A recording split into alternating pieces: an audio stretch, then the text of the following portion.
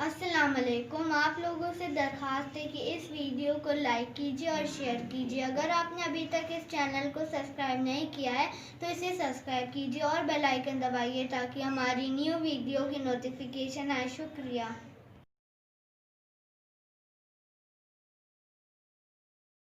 لا حول ولا قوة إلا بالله العلي العظيم. أعوذ بالله من الشيطان الرجيم. بسم الله الرحمن الرحيم. الحمد لله رب العالمين والصلاة والسلام على أشرف الأنبياء والمرسلين وخاتم النبيين سيدنا ونبينا وشفيع ذنوبنا وحبيب قلوبنا وطبيب نفوسنا مولانا مولى الكونين جد الحسن والحسين بالقاسم محمد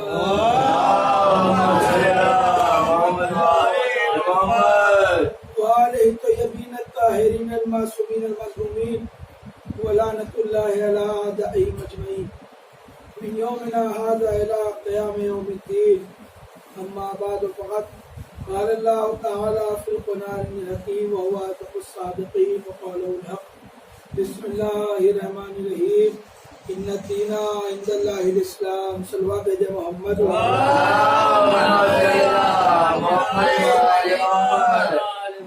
عزیزان گرامی، ماتمداران سرکار کے شہداء، آپ تمامی حضرات کے سامنے اسی آیت کریمہ کے ذیل میں گفتگو جاری ہے، جس میں پروردگار عالم نے اسلام کی اہمیت کو اور اسلام کی افادیت کو لوگوں کے سامنے بیان فرمایا اور یہ کہا کہ بے شک اللہ کے نزدیک دین اسلام. آپ سماعت کر رہے ہیں روز کی گفتگو کہ اسلام بھی ایک مذہب ہے، بلکہ اسلام ہی مذہب ہے، باقی اور سارے مذاہب لوگوں کے خود کے بنائے ہوئے مذہب. کیونکہ جتنے بھی انبیاء آئے جناب آدم سے لے کر آخری نبی تک، سب نے صرف اور صرف دین اسلام کی تبلیغ کی اور لوگوں کو اسلام کی طرف دعوت دی. وہ بات الگ ہے کہ دور بدلتا رہا اور ان کے ماننے والوں نے اسلام کے بجائے کسی اور نئے مذہب کی تشکیل دے دی. یہ لے کر آئے تھے سارے کے سارے انبیاء اسلام، مگر ان کے ماننے والوں میں اس میں رد و بدل کر کے تبدیلی کر کے اس دین کا خاکہ ہی بدل دیا. کوئی آیا، جو نبی آئے سب کا یہی کہنا تھا قولوا لا الہ الا اللہ تفلحوا، کہو کہ اللہ ایک ہے نجات پاؤ گے. جتنے نبی آئے سب نے یہی کہا، مگر ان کے ماننے والوں نے اس میں اپنی طرف سے کچھ باتیں ایڈ کر کے اسے نیا مذہب بنا دیا. جناب آدم سے لے کر جناب نوح آئے، جناب ابراہیم، جناب اسماعیل، جناب موسیٰ، جناب عیسیٰ، یہاں تک کہ جناب موسیٰ جب آئے تو جناب موسیٰ کیونکہ اللہ کا ہی دین اسلام لے کر آئے تھے، مگر لوگوں نے موسیٰ کو یہ سمجھا کہ یہ کوئی نیا دین لے کر آئے ہیں، اور بعد جناب موسیٰ یہ لوگ یہودی کہلانے لگے. معلوم یہ ہوا، پھر آگے بات بڑھی، جناب عیسیٰ کا دور آیا. جناب عیسیٰ نے بھی اسلام کی ہی تبلیغ کی، مگر کیونکہ عیسیٰ بغیر باپ کے پیدا ہوئے تو اب لوگوں نے کہا یہ اللہ کے بھیجے ہوئے نبی بھی ہیں اور اللہ کے بیٹے بھی ہیں، اس لیے کیونکہ یہ بغیر باپ کے پیدا ہوئے جو ایک ناممکن سی چیز ہے، لہذا جناب عیسیٰ کے بعد سارے کے سارے عیسیٰ کو ماننے والے عیسائی ہو گئے. مطلب کہنے کا یہ ہے کہ اللہ نے روز اول جس اسلام کو جناب آدم کے سپرد کیا تھا وہی اسلام رسول اللہ تک آیا، مگر اس میں رد و بدل اور تبدیلی ہوتے ہوتے اسلام کا صحیح خاکہ ہمارے سامنے سے مٹ گیا. اس لیے کیونکہ ان کے ماننے والوں نے اسے مٹا ڈالا اور بدل ڈالا، مگر سلام ہو اس محمد کی ذات پر کہ جس نے صرف 63 برس اسلام کی تبلیغ کی اور 63 برس میں وہ اثر پیدا کیا کہ تب سے لے کر آج تک 1400 سال ہو گئے، مگر کسی میں یہ جرات نہیں ہے کہ اسلام میں تبدیلی کر سکے، اسلام کے قانون میں تبدیلی کر سکے، قرآن میں تبدیلی کر سکے، قرآن کے لکھے میں تبدیلی کر سکے۔ سلوات بھیجے محمد والے محمد۔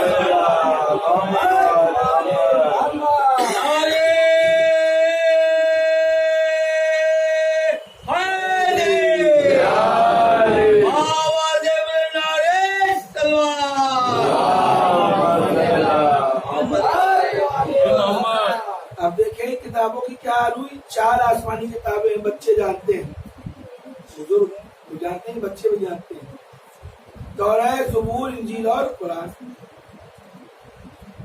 تورات کون آیا؟ جناب موسیٰ لے کر آئے۔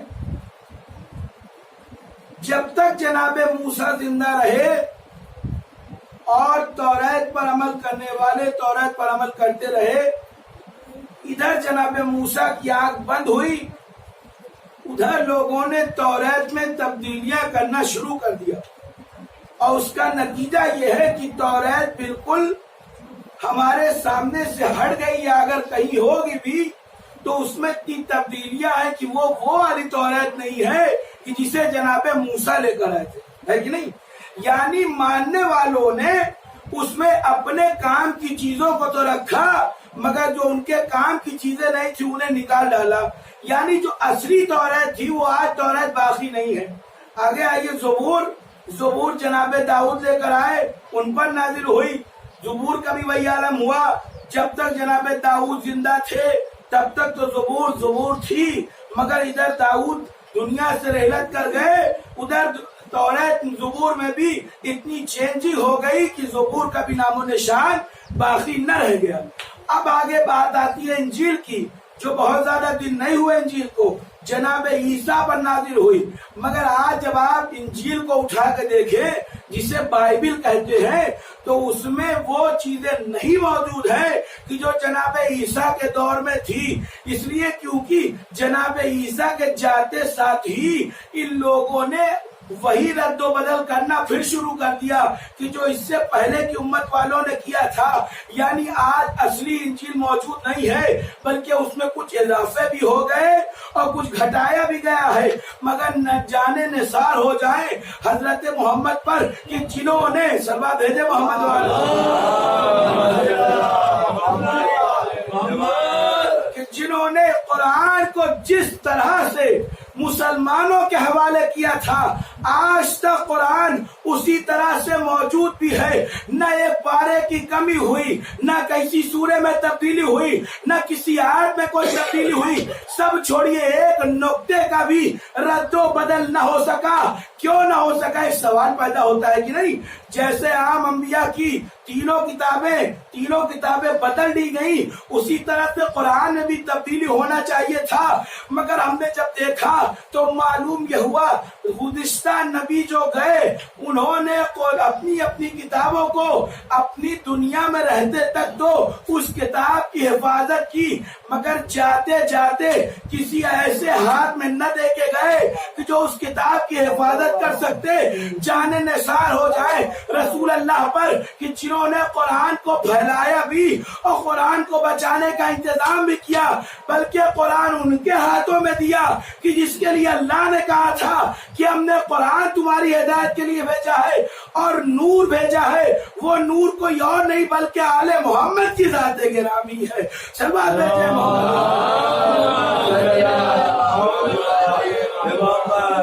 یعنی قرآن جیسا تھا ویسا ہے، اس لیے کیونکہ محافظ قرآن ابھی زندہ ہے۔ اگر محافظ قرآن نہ ہوتے تو قرآن بھی اور کتابوں کی طرح مٹ جاتی، اس لیے کیونکہ قرآن مجید کے لیے تو کہہ دیا کہ اگر یہ قرآن کو پہاڑوں پہ نازل کرتا تو پہاڑ ریزہ ریزہ ہو جاتا ہے، یعنی معلوم یہ ہوا قرآن کوئی معمولی کتاب نہیں ہے، بلکہ یہ وہ کتاب ہے کہ جو موجز نما کتاب ہے، جو پاک و پاکیزہ کتاب ہے۔ اب آپ ذرا ٹھہر کے یہاں پر یہ سماعت کریں کہ جو قرآن نے کہا کہ اگر قرآن کو میں، اللہ کہہ رہا ہے نا، اگر قرآن کو میں پہاڑوں پہ نازل کرتا تو پہاڑ ریزہ ریزہ ہو جاتا۔ اب آپ قلب محمد کی باریکی کو، قلب محمد کی طہارت کو سماعت فرمائے، اس لیے کیونکہ قرآن وہ ہے کہ جسے کوئی عام انسان برداشت نہیں کر سکتا۔ یہ قلب محمد تھا جس کے اوپر اللہ نے قرآن براہ راست نازل کیا، اور قرآن نازل ہوتا رہا اور رسول لوگوں تک پہنچاتے رہے، اور آخر وقت میں اہل بیت کو سپرد کر کے گئے اور یہ کہہ دیا کہ دیکھو میں تمہارے درمیان دو چیزیں چھوڑے جا رہا ہوں، ایک تو قرآن ہے، دوسرے اہل بیت ہے، اور دیکھو تمہیں انہیں لینے کے لیے کئی جگہ نہیں جانا ہے بلکہ ایک ہی در پہ آ جانا، قرآن ثابت بھی مل جائے گا، قرآن ناطق بھی مل جائیں گے۔ صلوات بھیجے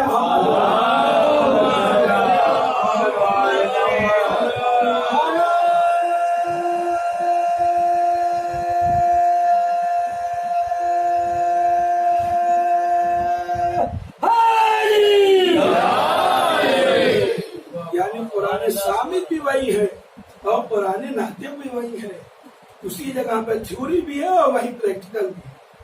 یعنی قرآن مجید کو اللہ نے رسول کے حوالے کیا اور رسول نے آل رسول کے حوالے کیا، اور قرآن آج تک باقی ہے اور انشاءاللہ قیامت تک باقی رہے گا۔ کیوں؟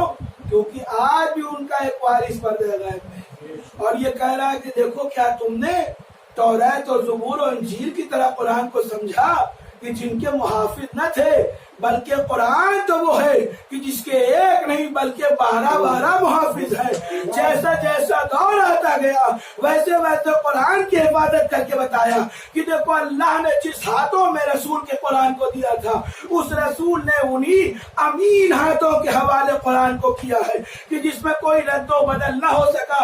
قرآن تب بھی معجزہ تھا، آج بھی معجزہ ہے۔ قرآن تب بھی زندہ تھا، آج بھی زندہ ہے۔ قرآن تب بھی ہدایت کر رہا تھا، آج بھی کر رہا ہے۔ صلوات بھیجے محمد۔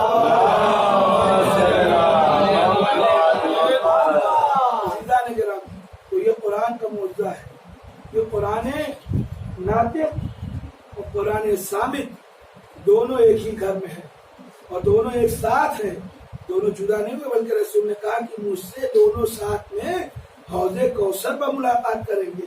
اب حوض کوثر پہ جب ملاقات ہوگی تو ہمارے ہاتھوں میں دامن قرآن بھی ہوگا اور دامن اہل بیت بھی ہوگا، اس لیے کیونکہ رسول نے جن کو ہمارے لیے ہادی بنا کر بھیجا وہ آج تک ہادی ہے۔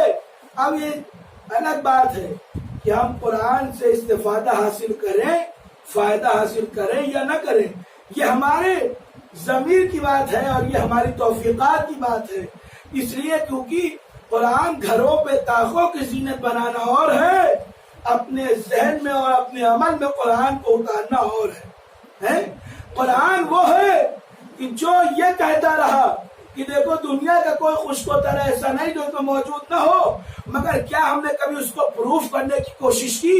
جس نے پروف کیا وہ سائنٹسٹ جو آج پوری دنیا میں علم کے حوالے سے اور علم کی بلندی سے آگے بڑھتے چلے گئے، انہوں نے قرآن مجید کو صرف پڑھا نہیں بلکہ اپنے عمل میں لے کر آئے، اور آج عمل میں لانے کا یہ نتیجہ ہوا کہ ان کو کہنا پڑا کہ بے شک یہ وہ کتاب ہے کہ اگر انسان اس کے اوپر عمل کر لے تو وہ پوری دنیا کی گتھیاں سلجھا دیتا ہے۔ اب عزیزان گرامی ایک کتاب اور ملی جسے نہج البلاغہ کہتے ہیں۔ قرآن کے بعد اگر کوئی کتاب آئی تو وہ ہے نہج البلاغہ، جسے مولا کائنات نے اپنے چاہنے والوں کے حوالے کیا۔ ہم تو نہ کہہ سکے مگر ایک انگریزی رائٹر نے کہا جس حساب سے قرآن کے بعد نہج البلاغہ میں دنیا کی تخلیق کی بات کی جا رہی ہے، ہمیں یہ بات دو وجہوں سے خالی نہیں لگتی، یا تو یہ لکھنے والا جس نے اس کتاب کو دیا ہے یا تو اس نے خود دنیا بنائی ہے یا اس کے سامنے دنیا بنائی ہے۔ صلوات بھیجے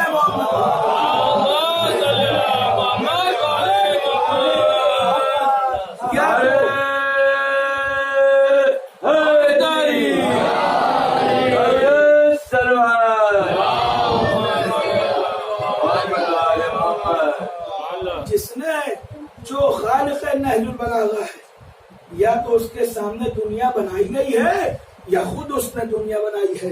اس کا مطلب یہ ہے کہ قرآن اور نہج البلاغہ یہ دونوں کتابیں ہیں. ایک اللہ کی کتاب ہے اور دوسرے نفس اللہ کی کتاب ہے. قرآن کو اللہ نے رسول کے اوپر نازل کیا اور نہج البلاغہ وہ مجموعہ ہے جسے سید رضی نے اکٹھا کیا.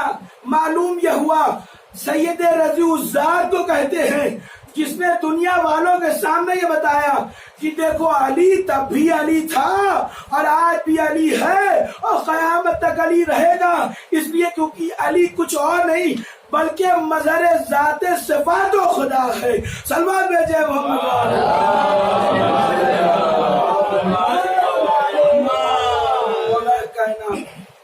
وہ باتیں نہج البلاغہ میں لکھی جس کو کوئی عام انسان نہیں لکھ سکتا. یہی تو وجہ ہے کہ نہج البلاغہ ہو چاہے قرآن ہو اس کو ماننے والے کبھی گمراہ نہیں ہو اور انشاءاللہ گمراہ ہوگے بھی نہیں. عزیزان گرامی بس میں نے آج اس گفتگو کو سمیٹ دیا اور آج کی تاریخ 7 محرم کی تاریخ ہے. صرف 3 دن اور بچے ہیں حسین کی ادا کرنے کے لیے.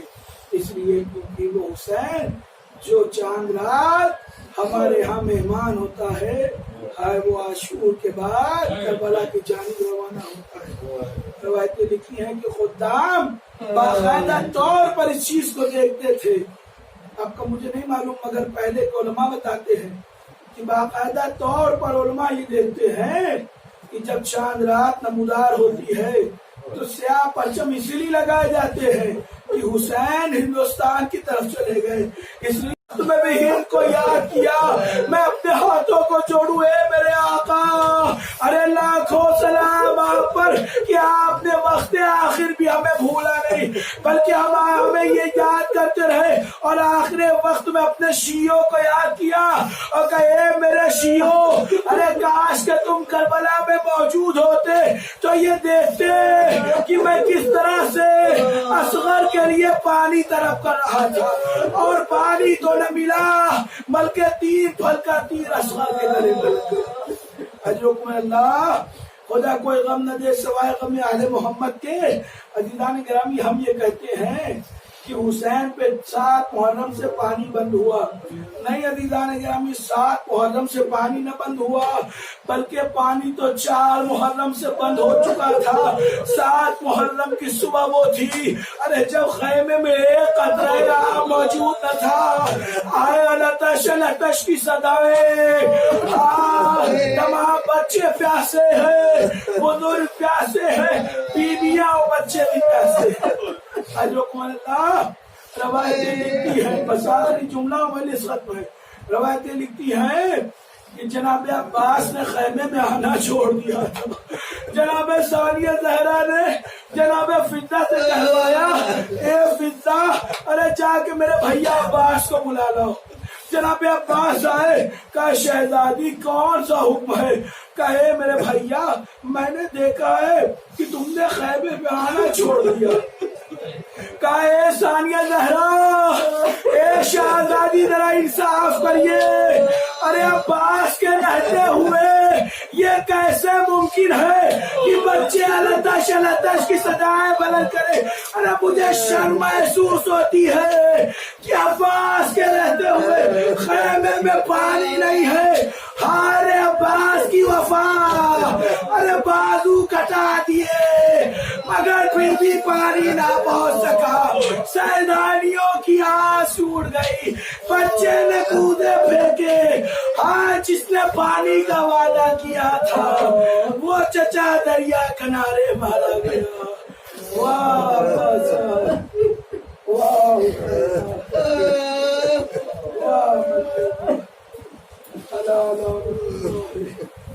على القوم الظالمين وسيعلم الذين ظلموا أي منقلب ينقلبون. إنا لله وإنا إليه راجعون.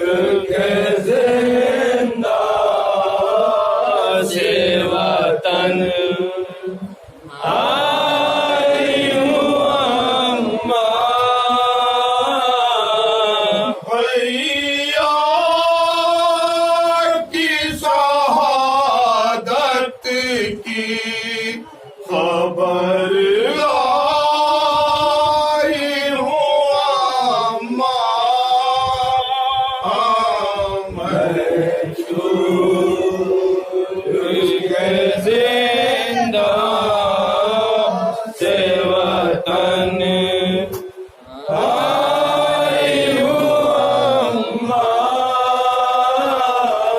اے روزے سے تمہارے نظر کیسے ملاؤں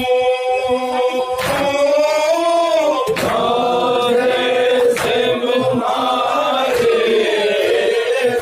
نظر کیسے اے